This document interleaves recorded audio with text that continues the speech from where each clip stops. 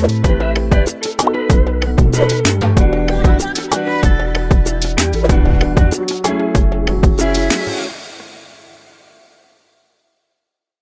kembali lagi nih di channel YouTube ini. Nah, kita akan lebih ngobrol banyak lagi dengan Mas Rizky tentunya. Nah, Mas Rizky, ini gimana Mas kabarnya hari ini? Alhamdulillah, baik. Udah gitu aja? Iya. Terakhir kesini nggak ada mejanya ya?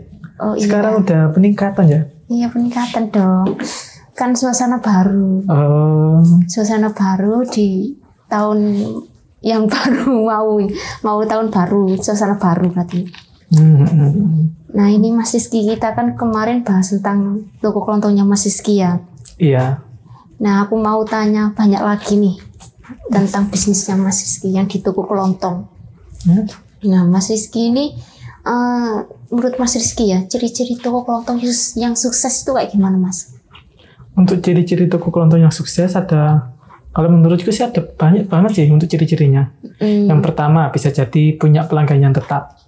Jadi kan biasanya ada pelanggan itu kalau sudah langganan di satu toko itu bakalan tetap langganan terus. Maksudnya itu kayak biasanya itu kundek kinai kayak gitu. Kalau orang-orang biasa bilang kayak gitu. Langganan terus. Iya, ya. Kayak gimana? Biasanya kan pindah-pindah, ada yang ada juga pindah-pindah. Kalau toko kelontong di pedesaan itu biasanya itu kalau biasanya beli di sini nanti otomatis terus seterusnya bakalan tetap beli di situ. Jadi kita itu punya pelanggan yang tetap. Kayak gitu. Oh gitu. Iya. Nggak ada lagi ciri-ciri yang lainnya barangkali. Ada lagi tuh toko kita itu dikenal di seluruh. Maksudnya kalau toko di desa itu dikenal di seluruh desa. Banyak desa. Nah, jadi kan ada banyak sih biasanya di iya, desa. tapi kan kalau toko kita benar-benar kelihatan sukses, orang dari luar RT itu biasanya beli ke toko kita. Yang sukses tuh gimana maksudnya? Dari barangnya berbeda dari toko kelontong lainnya harganya yang pertama aku jelasin aja ya unik. Biar lebih gampang. Iya. Yang pertama ciri-cirinya itu punya pelanggan yang tetap yang tadi aku jelasin tadi.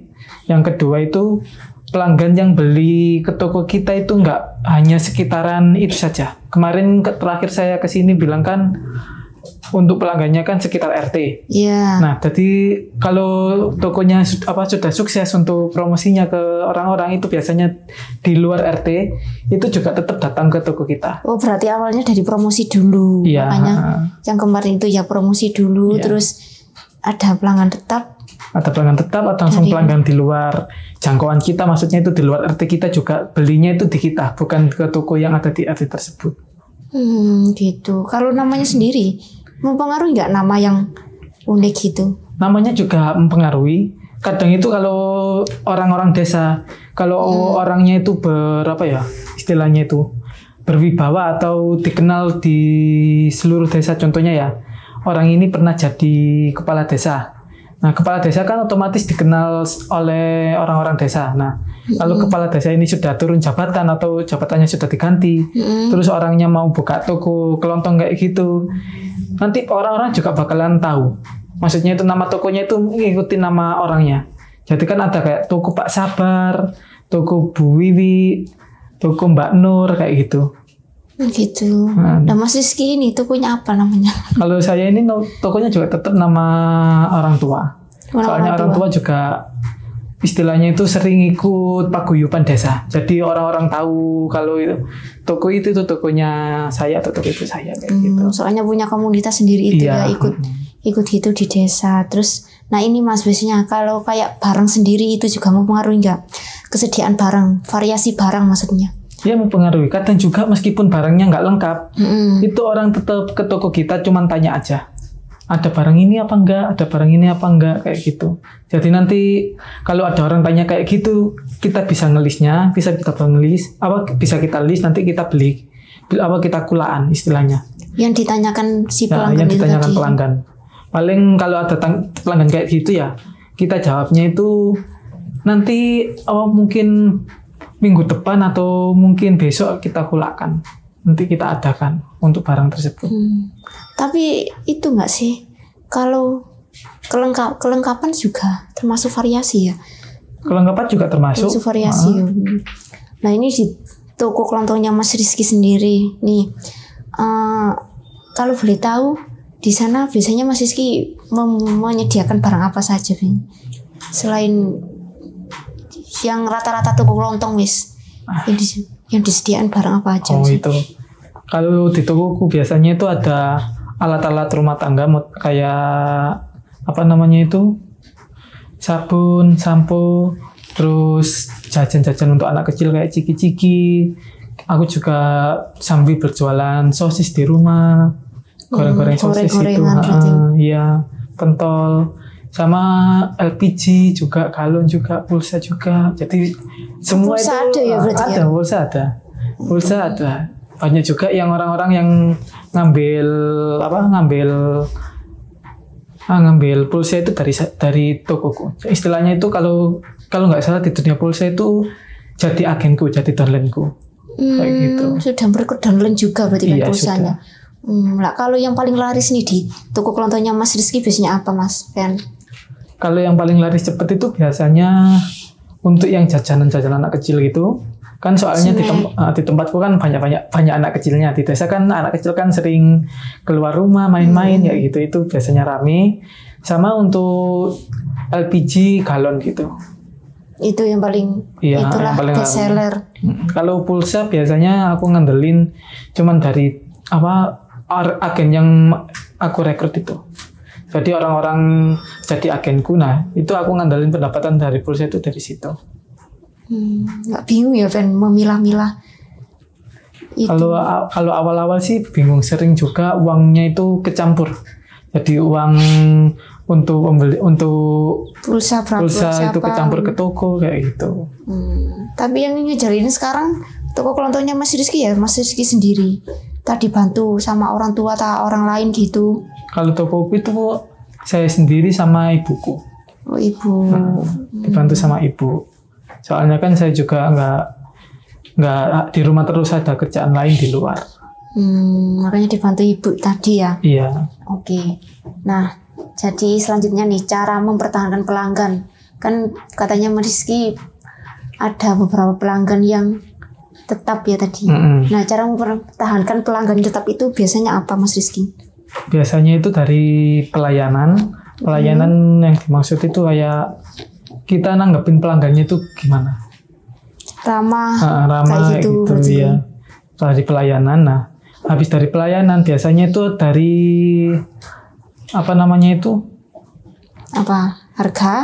Harga juga termasuk.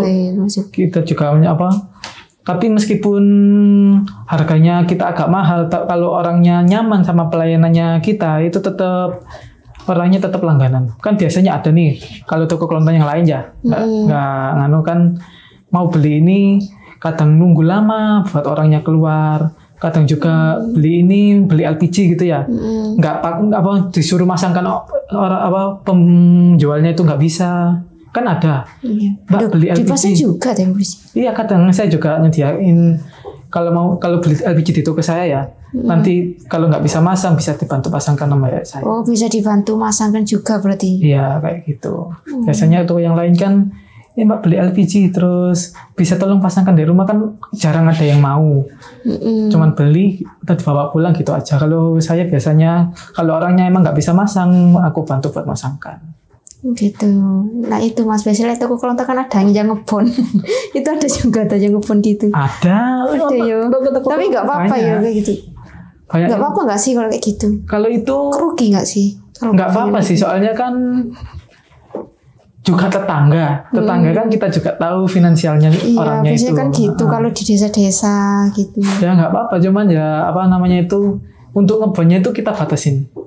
Maksudnya itu nggak sampai ngebonnya itu lebih dari 50.000. Jadi istilahnya bakalan seimbang lah orang yang ngebon, orang yang beli pakai cash, sama pendapatan buat muter uangnya lagi untuk kulaan itu tetap terjaga. Meskipun ada yang ngebon. Jadi kita nggak ambil laba, untuk labanya itu diputer buat kulaan barang lagi. Kayak gitu. Jadi meski ada yang ngebon, kita tetap bisa untuk ngasihkan ke orang. Nah oke. Nah ini ada nggak Mas kayak cara memilih barang yang sekiranya untung di toko kelontongnya Mas Rizky itu kayak gimana? Oh ada banyak malahan. Contohnya ya kita itu nggak asal beli, nggak asal langsung kulaan barang tersebut.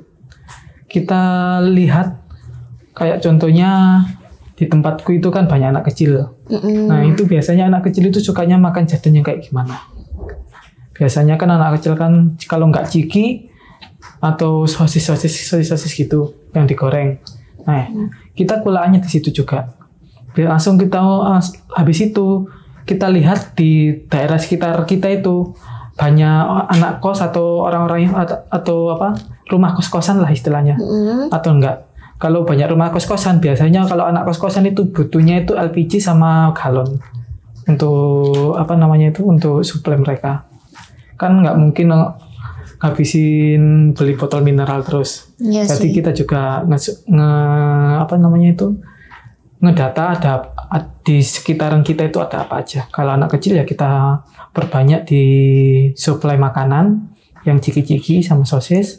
Kalau anak kos-kosan biasanya kita galon itu banyak sering. Langsung LPG juga sering. Tergantung lingkungan juga ya berarti. Iya, tergantung lingkungannya. Melihat lingkungannya dulu kayak gimana baru kita bisa buka toko kelontong atau jualan apa aja. Iya, jualan apa aja itu. Oh, nah kalau ini memanfaatkan suatu momen, pernah nggak Mas Rizky kayak gitu? Memanfaatkan suatu momen, pernah sih. Pernah pas ada misalnya ada kayak tanggapan. Pernah tahu iya, tanggapan? di desa ya. Kan ada tanggapan itu. Nah, itu kita nggak aku kan juga jualan sosis sama pulsa itu. Iya. Sama SS buat anak-anak itu. Pop Nah, ice gitu. itu kita buka stand di depan tanggapannya itu.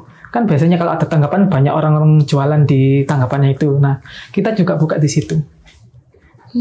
Jadi otomatis pelanggan kita itu nggak hanya sekitar itu saja, jadi malah nambah banyak. tambah banyak juga. Kalau kita buka di situ terus orang beli langsung rasanya enak, langsung kan lihat nama tokonya jelasnya. Iya. Toko apa itu langsung itu toko nih Bu Nur. Orang itu ada tuh buka toko juga di rumah di sana kayak gitu. Gitu ya berarti ya. Memanfaatkan momen peluang yang kayak gitu. Ada tanggapan langsung acara-acara yang Car Free Day itu juga bisa. Pernah nggak memanfaatkan momen di luar kayak di luar apa ya? Kan tadi kan di sekitaran rumah tuh kayak gitu. Lah di luar situ ada nggak? Ada yang kayak Car Free Day itu. Yang Car Free Day itu kan di luar desa, bukan bukan program desa. Itu kan tiap wilayah kan ada. Nah itu kan mencakup banyak, nggak hanya desa aja. Desa lainnya kan juga ikut Car Free Day. Itu juga kita buka di situ. Dari tadi ini aku terus yang ditanyain sama Mbak Ade ya ini ya. Iya. Gimana kalau gantian? Ya nggak apa-apa. Aku sing tanya wean. Ya wes tanya apa tapi. Aku tadi ya denger ya pas diundang masuk di sini. Katanya Mbak Ade mau nikahan ya? Nikah. Oh, emang bener. Oh, emang bener ta? Nah, tahu dari mana emang ini? Tadi ya kru-kru banyak sih bisik-bisik itu. Bisik itu mungkin suka itu, tapi hanya ya dalam waktu dekat inilah kayak.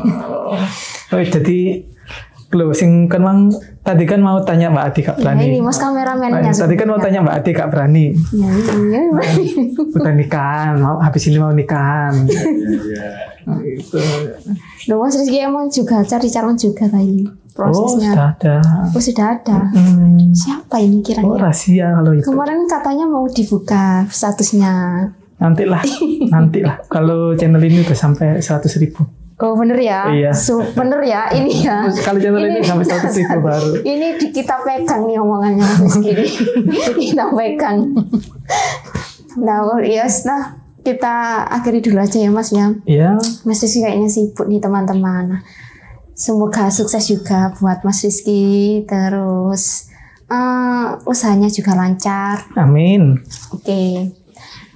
Oke teman-teman, cukup di sini saja videonya. Nah buat teman-teman yang di rumah nih jaga kesehatan, Jangan lupa olahraga yang teratur juga, dan like, comment, subscribe, and share channel YouTube ini supaya kalian tidak ketinggalan video-video selanjutnya. See you next time.